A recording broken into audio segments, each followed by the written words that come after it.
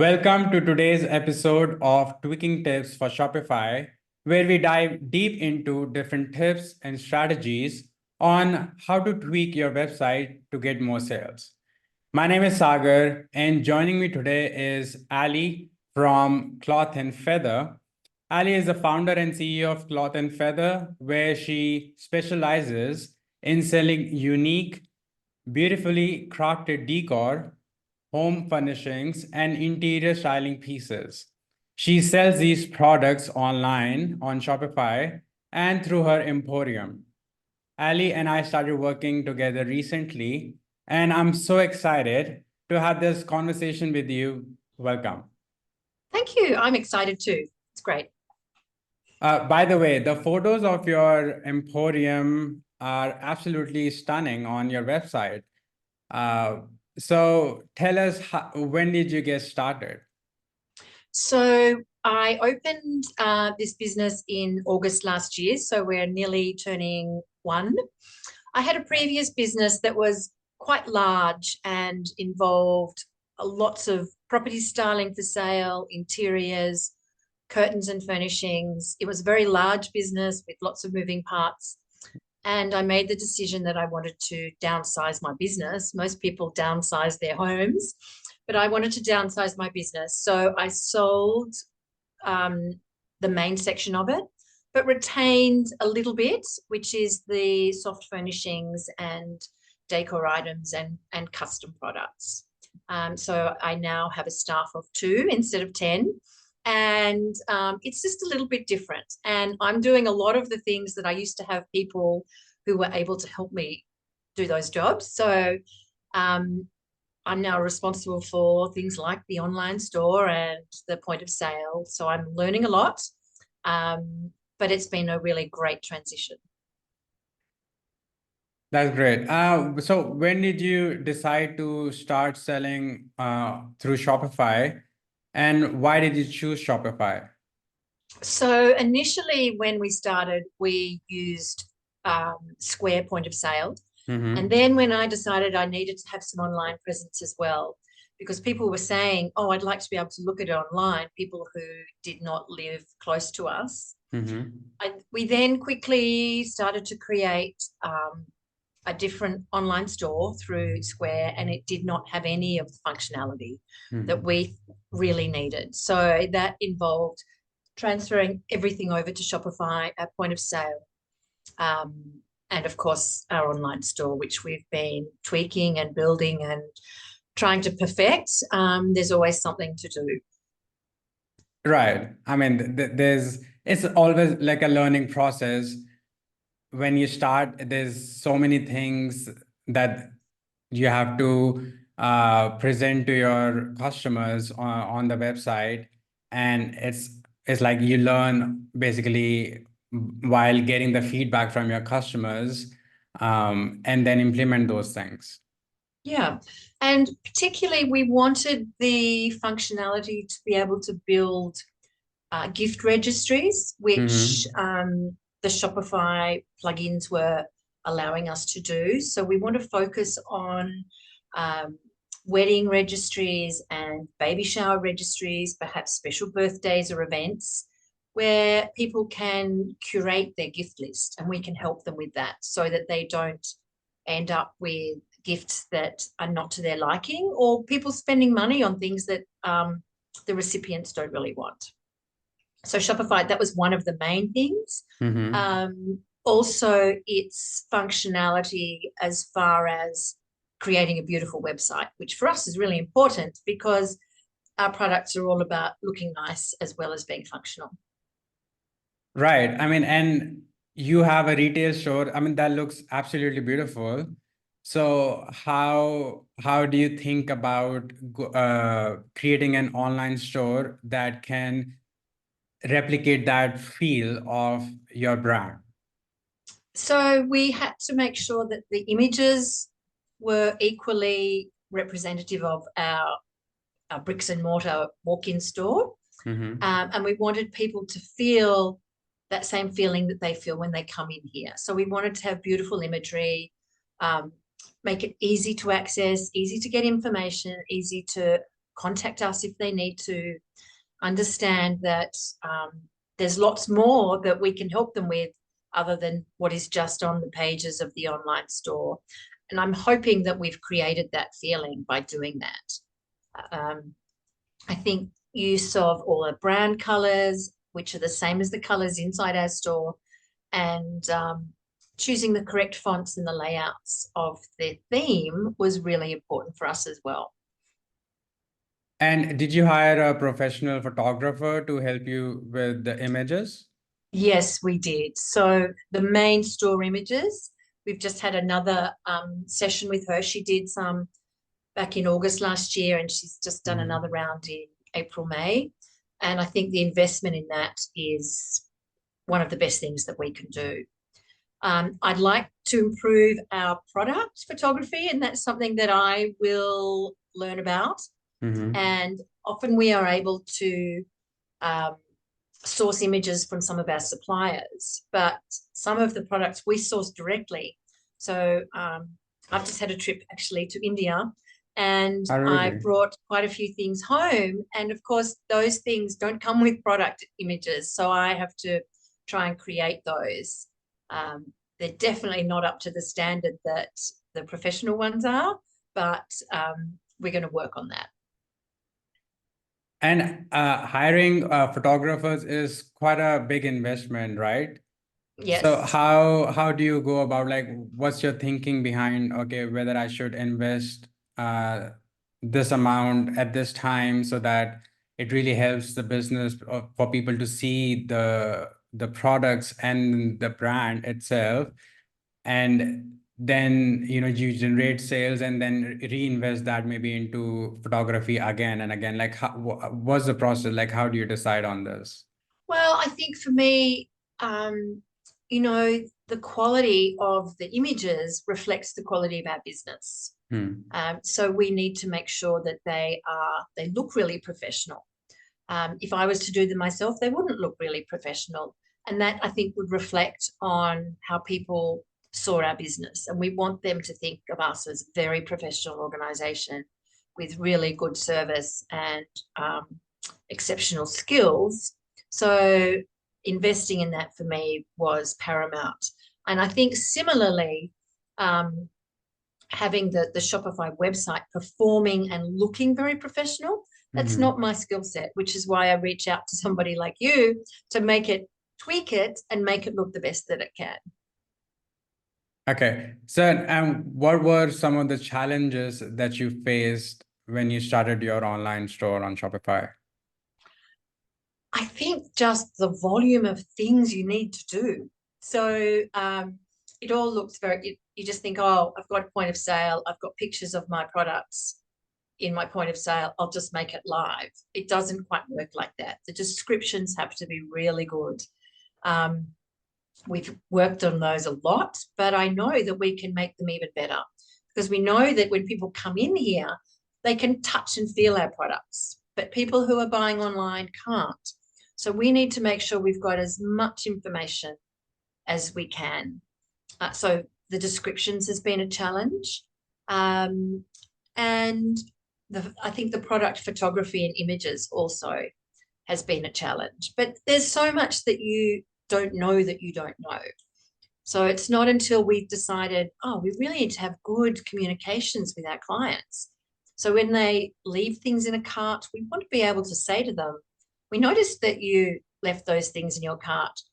If you'd like to know more, please come back and shop, or please contact us and we can help you some more. Setting up all those emails, again, time consuming, but we wanted them to be on brand and we wanted them to have the voice that we would have if that was somebody in our shop. So it's not something that I can just send to a nameless, faceless person, virtual assistant, or do it through a ChatGPT type thing. It really needs to be something that we write and that is our words in those emails. Right. And I think it kind of gives you an advantage because you already have a retail store, and then you get feedback from your customers, and then you can think through, okay, what does my customer actually needs? What kind of questions or what kind of issues they will be having, so you can address all those things on your online store. Absolutely. Things about how long is it, if it's a custom order, how long does it take? If it's a custom order, do I have to pay for it in full? Well, yes. If it's a custom order, can I change my mind? Well, no, you can, but we can't give you your money back because we've already engaged somebody to create your custom order. And those are things that people would ask us in our store. And equally, we know that then perhaps people online will want to know the same things.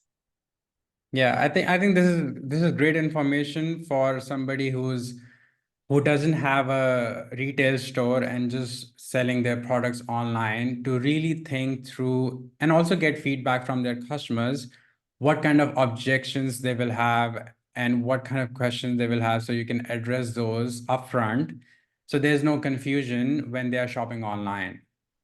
Absolutely. And I think one of the things that I've learned, and I probably need to put a bit more into our Shopify, is that our online clients or customers, they want to know that there's people behind the online store. They don't want to just talk to a machine. They want to know that we are real people who understand real life. And so I think pictures or photographs of the people involved behind the scenes is really important. Right. So like with selling online, you can obviously reach a lot more customers in other parts of the country. And I mean, you cannot do that with your retail store. So online store gives you that edge. So how do Yes. you plan on reaching out to new customers and market your products? So I think we will do some of that through some targeted advertising, some online advertising, probably some Facebook advertising.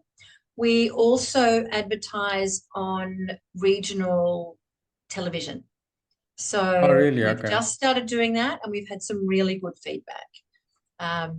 Obviously, not everybody is on Facebook or on Instagram, but most people watch television. And Right. even if they are not somebody that's particularly tech savvy, most people in our target age group are able to pop online and find us and search for some things that they might be looking for.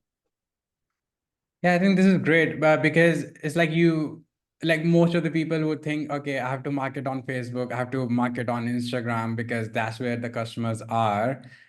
But you really have to find where your customers are. Like, you're doing regional TV ads, which you think is targeting your customers. So really finding out like how you can target your customers and not just go by the mainstream idea that, okay, you have to market only on Facebook. It's like, this is the thing, and then you just put all your money in there. So it's like really finding out where to spend your money and like which platforms to target based on your target audience. That's right. I mean, somebody said to me earlier in the year, oh, you must get on TikTok. So I Right. thought, okay, well, I don't even have TikTok, but hang on, my ideal client is somebody 45 to 60. I don't think they're on TikTok. Their children or their grandchildren might be, but so there's no point me advertising on TikTok because my people are not there. They are probably more likely to be on Facebook or watching the 7 o'clock news in the evenings Right. or whatever. Yeah. Okay. So if somebody just started selling products on their website, what according to you are some of the things they should focus on? I think focus on great images and great descriptions. Remembering that as a seller, we are really close to those products, but the buyer, again, can't see it, can't touch it. They're just going by images. So I think lots of great images and lots of great descriptions. And I think don't launch it until it's ready, because there's nothing worse than, I mean, we were so keen to go live And we've just had to wait. We had to wait until everything was lined up and in place, because it looks terrible when you go live and the links don't work, or the pages are blank, or things just don't work properly. I think be patient and get the back end really ready. And if you're not able to do it, I think engage somebody that can, because I find I'm much better spending my time doing other things that I'm good at than diving into hours of technology that I'm terrible at.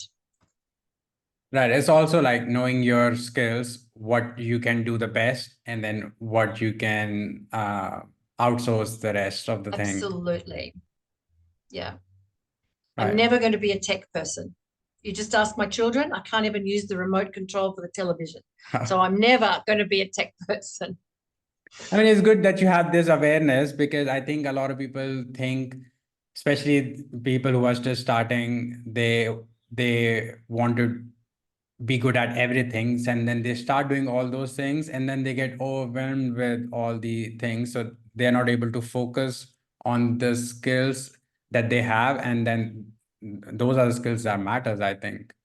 Yes, exactly. Exactly. Everybody's got something that they're good at. And I think that's how the world works. You stick to what you're good at and get somebody to help you for the things that you're not good at. Okay, so for selling online, people focus on different metrics like conversion rate, returning versus new customers. Is there a metric to measure success for selling in store? Uh, Ideally, it's the bank account, I think. So we obviously track our daily sales and monitor what's selling well, make sure we've got plenty of it, keep sourcing new products. But at the end of the day, we have a weekly sales target in store. So, and we know what we need to do monthly. So we just break that down and we say, well, this is really what we need to do weekly. And we view it that way. Okay.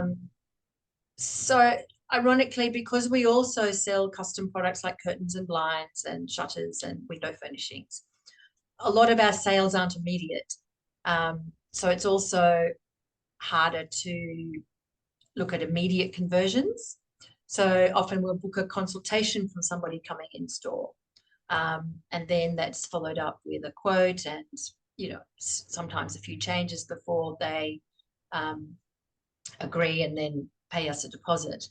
But then, so I suppose there's two arms to the business, but we are working on improving our retail sales in store as well as our online sales.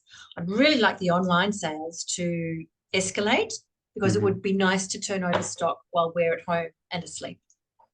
That would make the business more profitable and allow us to do more things in the future. Right. But you're using point of sale from Shopify. So Yes. does that provide you like some sort of a report or a data every week or a month? Yes. To sort of look at, okay, maybe we need to try and reach our existing customers more, because they are more likely to return and buy more things? Yes, and we do track that in Shopify. We've just swapped over to Klaviyo as our CRM platform. And with that integration, we will be able to track that even better. And through the segmentation, we will be able to reach directly back to our existing customers. We know that to attract new customers is more costly than to look after our current customers. Right. And I think often people don't look after their current customers. If somebody spends, let's say somebody spends $10,000 with us with new curtains and blinds and whatever, often they're never contacted again by the supplier. Whereas we think, right, those people trusted us and they've invested in us. So there's a higher likelihood that they will come back and shop in store or online. So we keep communicating with them. Right. I think that's a great strategy to go after the existing customers because they've already spent money with you. So, and they trust the brand. I mean, as you said Yeah. rightly, it's easy to target them and then to acquire new customers who don't even know about you. And then you have to start educating them about your brand, your products. Yeah. Um, Yeah. So I was reading somewhere, I read a really good book, and I can't remember that. It was about, so I think it was called Building a Brand Story. hmm, Who was the author? I'll look it up while I'm chatting to you. And he was talking about, it was an American fellow, he was talking about the banks in America and how much it actually cost them um, to acquire new customers. And it then talked about how so many of those customers, it's called Building a Brand Story by Donald Miller. It's wonderful. I love it. I've listened to it on Audible, and I've actually read it, and I have, highlighters and flag pages. And he talks about the fact that, it costs them, let's say it's $200 to attract a new client.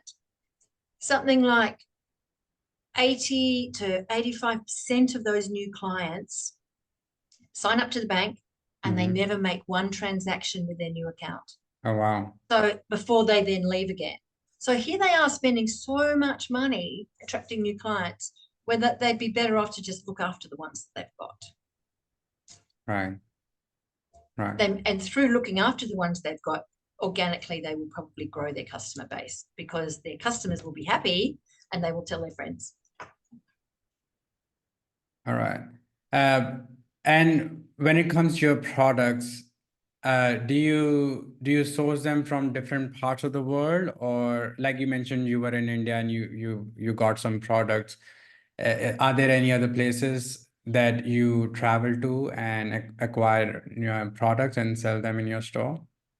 So I hadn't up until recently. So Hmm. last week I was fortunate enough just to return from a trip to Morocco and to Portugal. It was a holiday.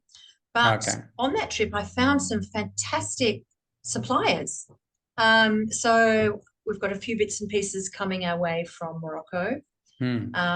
It was really interesting to see where our Australian suppliers get their supplies from Oh, when I really? was in Okay. India at a trade fair back in April. And it's like, wow, these are the people that are supplying all this stuff to my suppliers.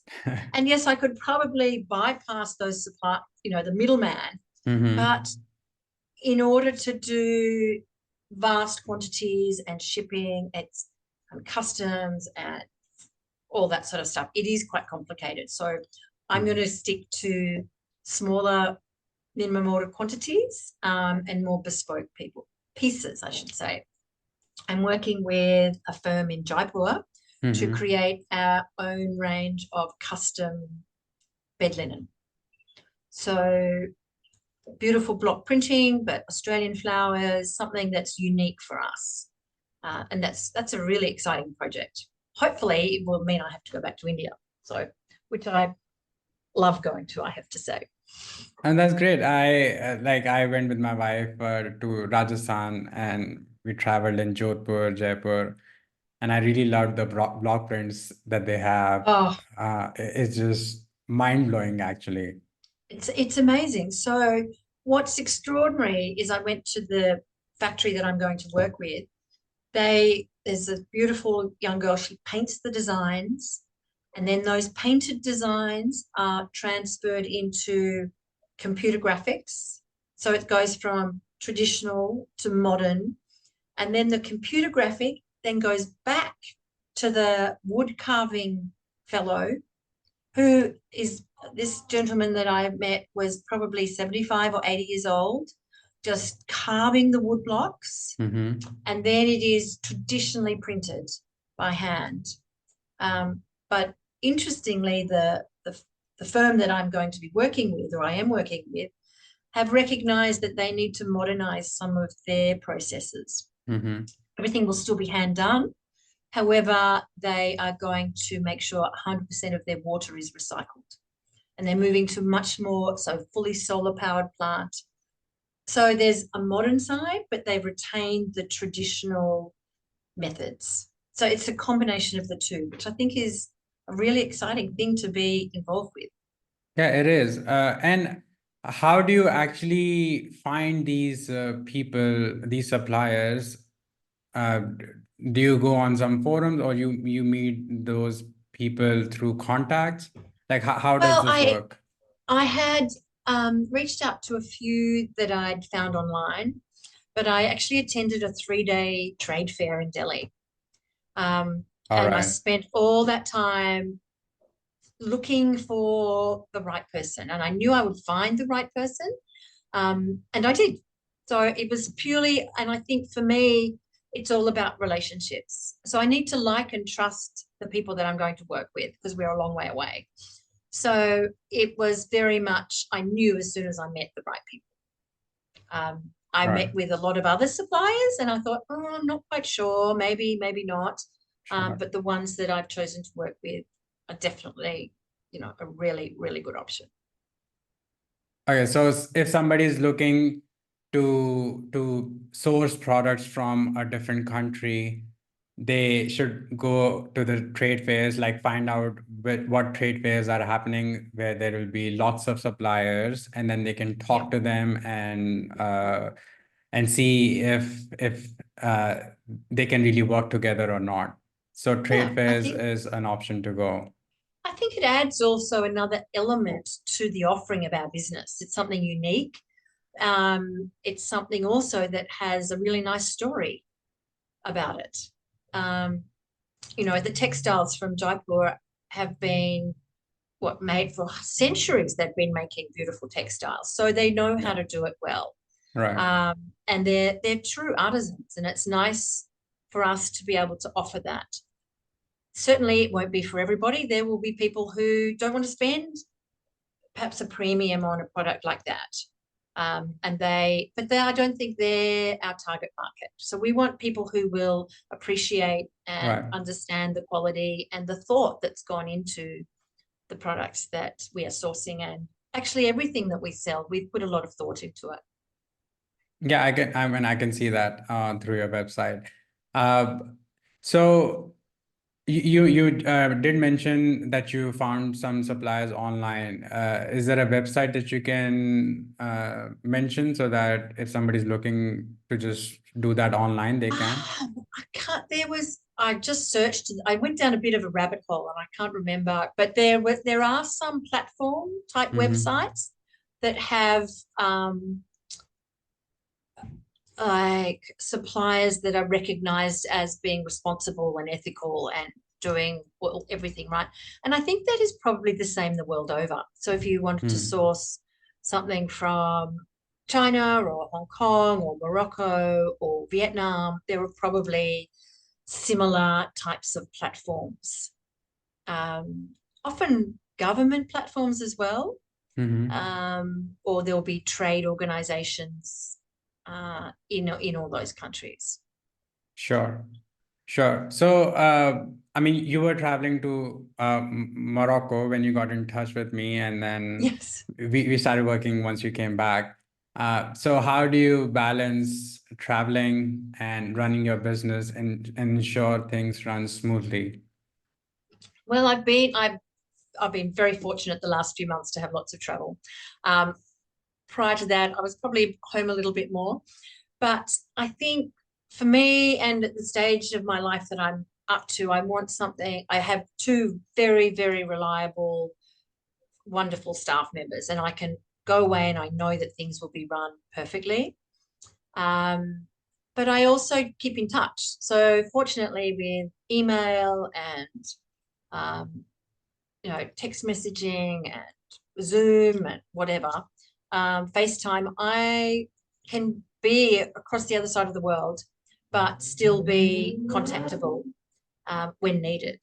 So that part of it, I think, in the modern age, traveling and being able to work around the need to be a little bit present is great. Um, and if it wasn't traveling, maybe I'd be doing something else. Maybe I'd be playing a bit more golf or doing something but I think it's the balance. Right. Setting the time that I'm available and knowing that that's going to work with whatever the work hours are here. Okay. So any other piece of advice you would like to share that you think would benefit other Shopify businesses? What other pieces of advice? So I was fortunate enough to enroll in Jodie Minto's online success program, which has been wonderful, which is how I came across you. I think if you've never had an online store and it is a new business, I think having somebody guide you and making you think about the business, think about why it is you're doing it, think about who your audience is, how are you going to contact them, how do they want to be contacted, how do they want to be spoken to, what sort of products, what sort of information, what shipping policies, what refund policies, all those sorts of things need to be considered. And I think it's really important to get somebody to guide you. To just say, oh, I'm just going to do it. I think it's hard if your primary focus is your business, which probably is going to be retail because it's rarely service businesses that have an online store. You need to be focusing on that because there's always all the other things to do. So I think it's get some good advice and put the work in. Put the work in and get it right. Yeah, I think Jodie's program is great, and I think she has helped so many people scale their businesses, help them in different areas of their online business. So I mean, I highly recommend her program as well, and that's how you got in touch with me, and then I asked you to come here and share all the tips and strategies that you are employing in your business, which will eventually help other businesses to make decisions based on whatever is best for their customers and for them. So yeah, I mean, it's been great. No, it's good. It's great. It's interesting. I think through that program, I think it opens up so much that you don't know that you don't know, which is fantastic. I like to learn. But I draw the line at things that I know that I can't do. And then also just looking at things differently. She makes you be quite critical at how you look at your own things, and I think that's really important to do. Great. Thank you so much for agreeing to be on this podcast, Ali. The information you shared is really valuable and will help so many other Shopify businesses that want to sell either in store or online. So thank you so much. Thank you, Sagar. That's great. I've enjoyed it.